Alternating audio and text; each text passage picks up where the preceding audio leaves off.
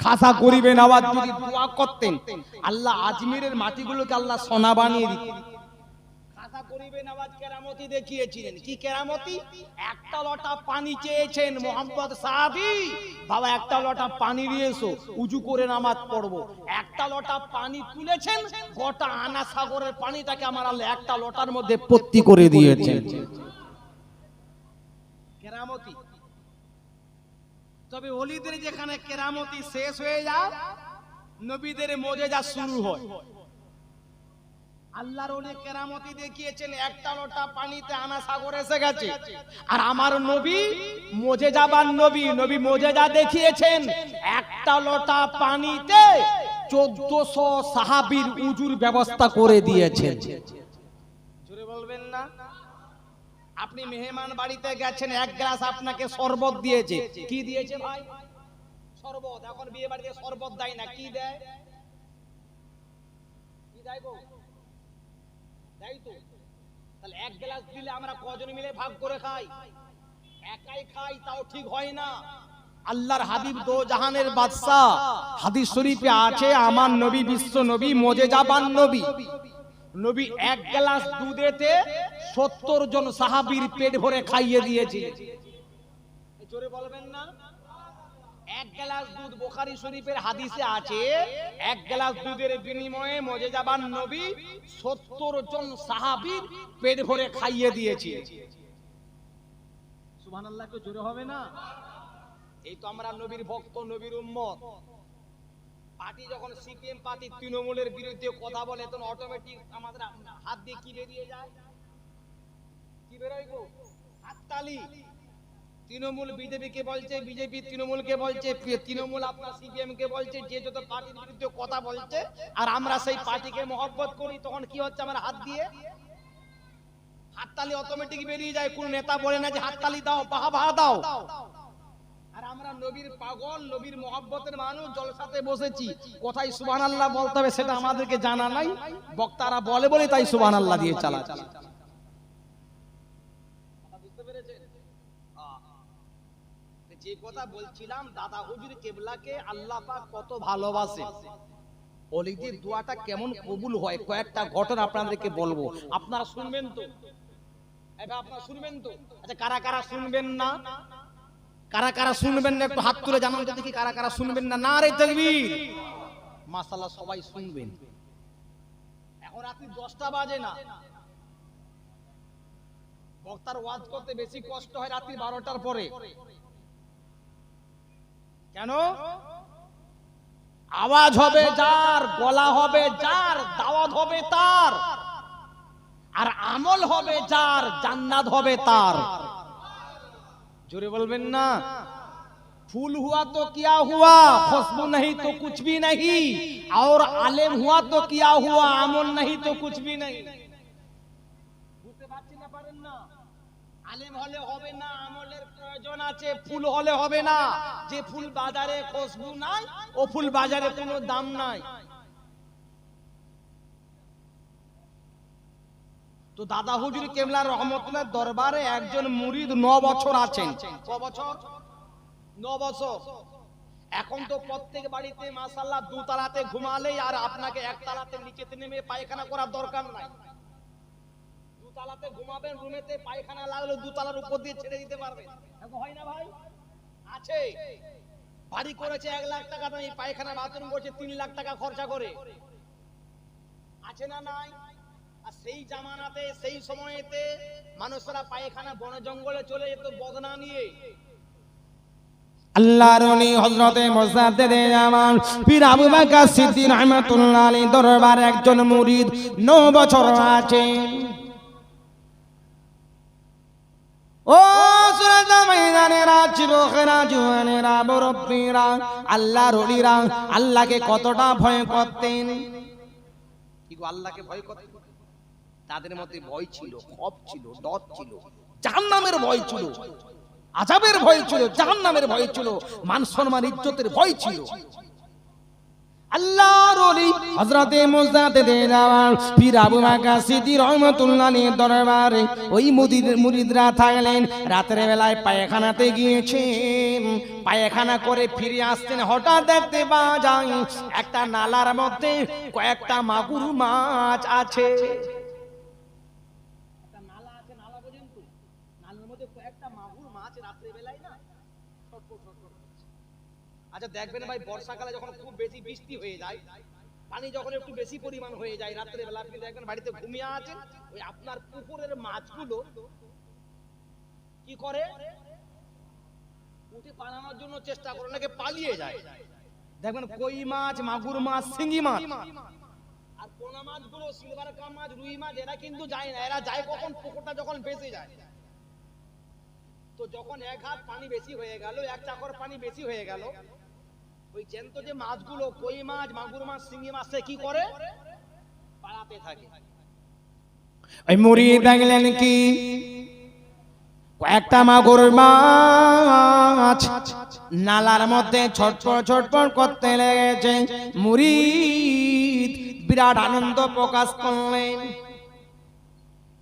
ও রব্বুল আলামিন আল্লাহ, এই মাছগুলো যদি আমার পীর মুজাদ্দিদ জামানের দরবারে নিয়ে যায়, তাহলে আমার পীর বোধহয় আমার উপরে বড়ই খুশি হয়ে যাবে।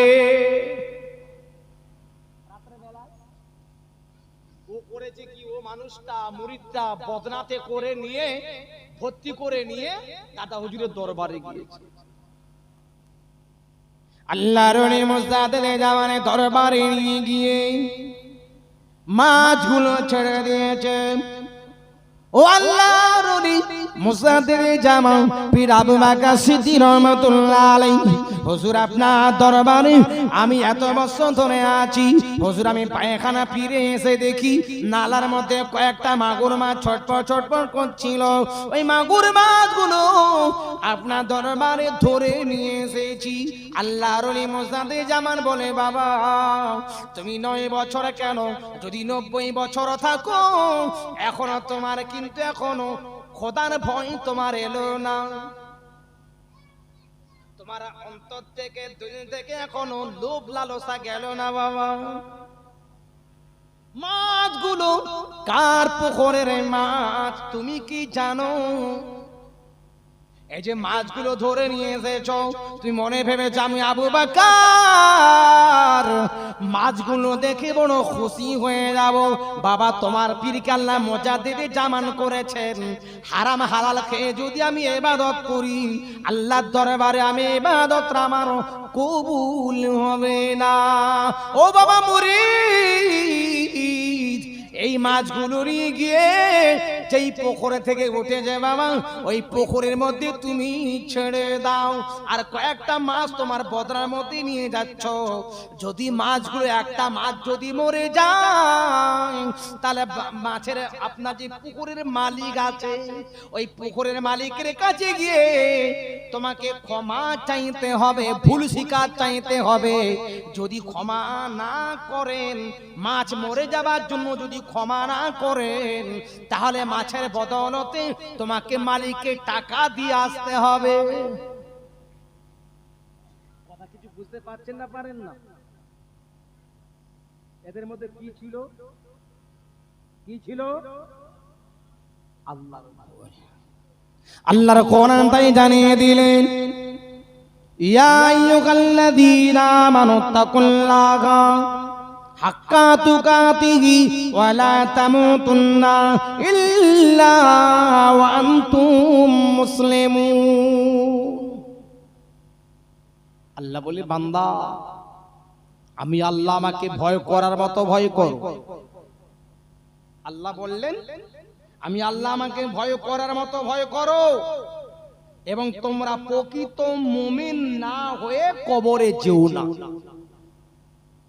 ভাই প্রকৃত বক্তা না হয়ে মেদিনীপুরের জমিন থেকে এসে যদি কেউ ওয়াজ করতে আসে, ওয়াজ করতে পারবে? পারবে? ঘাবড়ে যাবে, ভালো ওয়াজ করতে পারবে না। কমিটিও চিন্তায় পড়ে যাবে যে আল্লাহ কোন বক্তাকে ধরে নিয়ে এলাম।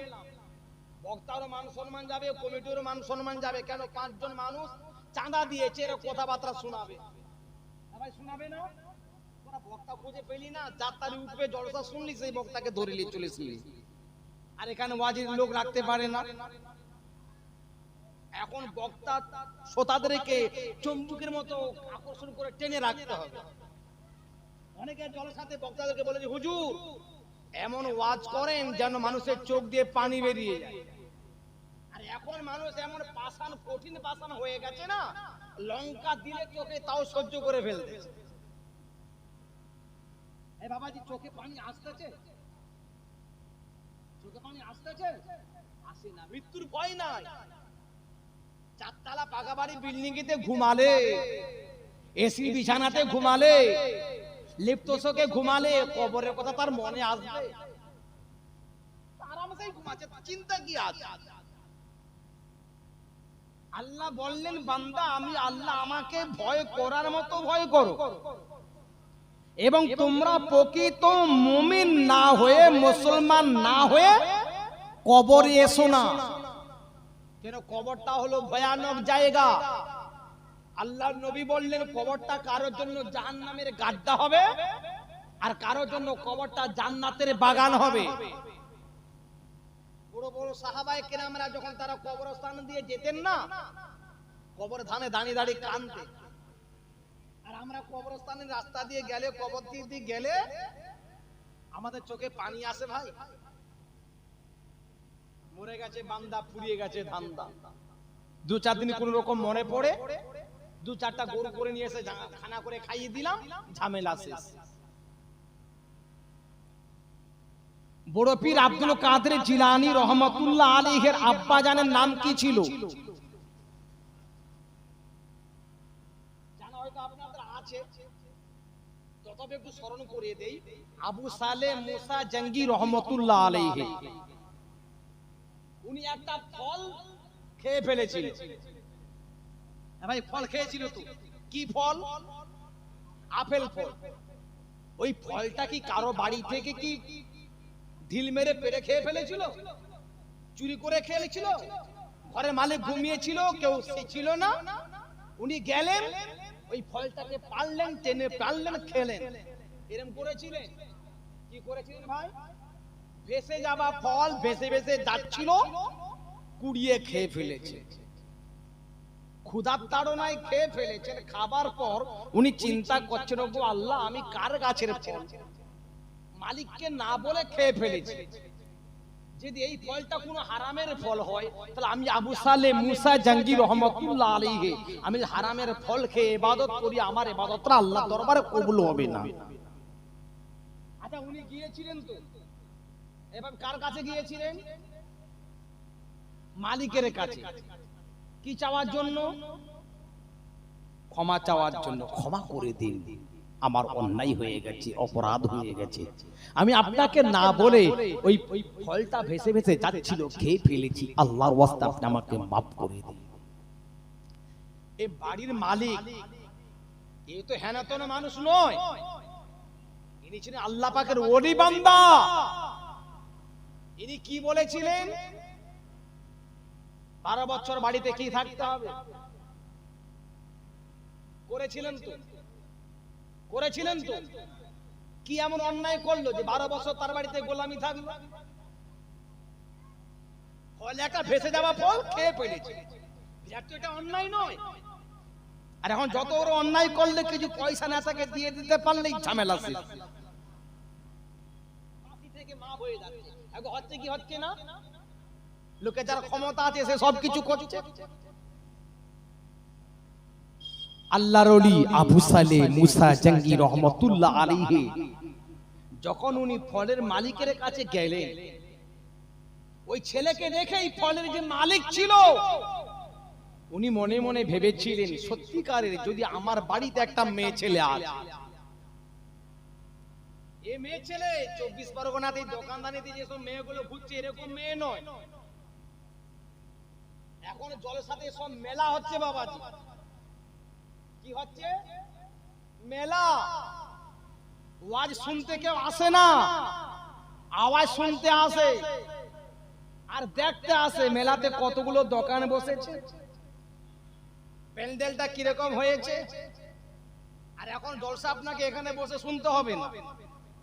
এই যে মোবাইল ফোন খুব বিষাক্ত জিনিস, তবে এর দ্বারা বক্তাদের ফায়দা আছে, দাওয়াত পাওয়া যায়। এ খুব খতরনাক জিনিস। বান্দা যখন গুনাহ করবে আল্লাহর কাছে মানবে না, ওগো আল্লাহ আমি এই গুনাহটা করি না। যেমন মোবাইল ফোন সব রেকর্ডিং করে ফেলতেছে, আমি চলে যাওয়ার পরও জলসাটা আপনি বসে বসে শুনতে পাবেন। উপায় নাই, যতটুকু বলেছি আপনাদের কাছ থেকে এদিক ওদিক করতে পারবো, কিন্তু মোবাইল ফোনে সব রেকর্ডিং হয়ে যাচ্ছে। হচ্ছে কি হচ্ছে না? দুজন ফেরেশতা আছে কাঁদে, কিরামান কাতিবিনা ইয়ালামুনা মা তাফালুন। বান্দা কিয়ামতের ময়দানে জাহান্নাম থেকে বাঁচার জন্য বান্দা বলবে গো আল্লাহ আমি এটা করি না। আল্লাহ বলবেন ফেরেশতারা তোমরা তো যা লিখেছো সব বান্দার কাছে পেশ করে দাও। পরীক্ষায় তুমি ভাই যেমন করে লিখেছো তেমন তোমাকে মাস্টার নাম্বার দেবে। ভাই এখন মাধ্যমিকের পরীক্ষা শুরু হয়ে গেছে না?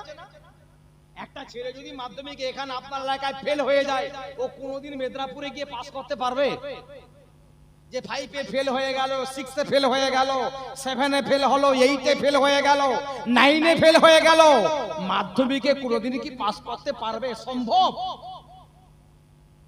তো যে ছেলে এখানে পাস করে ফেলবে সে ওখানে গিয়ে পাস করে ফেলবে। যে ছেলে এখানেও ফেল ওখানে গিয়েও ফেল। বান্দা বেনামাজি হয়ে মনে মনে ভাবছো আল্লাহ জান্নাতে চলে যাব, আল্লাহ সহজে কি জান্নাত আমাকে আপনাকে দেবে? এই বেনামাজির জন্য জান্নাত নয়, হারামখোরের জন্য জান্নাত নয়, মদখোরের জন্য জান্নাত নয়, শরাবখোরদের জন্য জান্নাত নয়। আমল সে बनती है জান্নাত भी জাহান্নাম भी। জোরে বলো। আমল যেমন করে যাব তেমন আমার আপনার সঙ্গী সাথী হবে।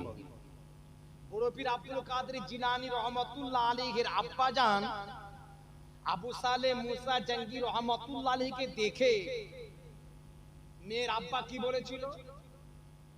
বাবা তোমাকে maaf করতে পারে, একটা শর্ত আছে। কি করতে হবে? আমার একটা মেয়ে আছে, তাকে বিয়ে করতে হবে। মেয়েটা কি রকম দেখতে? খুব ভালো নাকি? বলছে না, দেখতে খুব ভালো না, দেখতে কিন্তু কালো, চোখেতে কানা, হাতেতে লুলা, পায়েতে খড়া, মুখেতে বোবা, এইরকম একটা মেয়েকে বিয়ে করতে হবে। এখন এই কোন ছেলের এই মেদিনীপুরে আপনার এই রাহানার জমিনে 24 পরগনার জমিনে কোন ছেলে কি এরকম মেয়েকে বিয়ে করতে চাইবে ভাই? 10 লাখ টাকাও যদি দেয়, টাকা আমার দরকার নেই, টাকা কদিন থাকবে? বিবি তো চিরদিন থাকবে। এই কানা খড়া বিবিকে নিয়ে কি করব? উনি রাজি হয়ে গিয়েছিলেন, বিয়ে করেছিলেন। কোন মেয়ে? ও কানা খড়া বাবা মেয়ে নয়, উনি হলেন 18 পারা 19 পারা কোরআনের হাফেজা মেয়ে ছেলে ছিল। জোরে বলুন। বুঝতে পেরেছেন? আমার কাছে কথা হলো বোঝানোর জন্য বলছি, উদাহরণ দেওয়ার জন্য বলছি যে আল্লাহর ওলিরা আল্লাহকে পাওয়ার জন্য তারা আল্লাহকে কতটা ভয় করতেন, সম্মানকে কতটা ভয় করতেন। এখন কিন্তু বাবাজি আমাদের সেই ভয় আর নাই। দুরূদ শরীফ আল্লাহুম্মা সাল্লি আলা সাইয়্যিদিনা মাওলানা মুহাম্মাদ ওয়া আলা আলিহি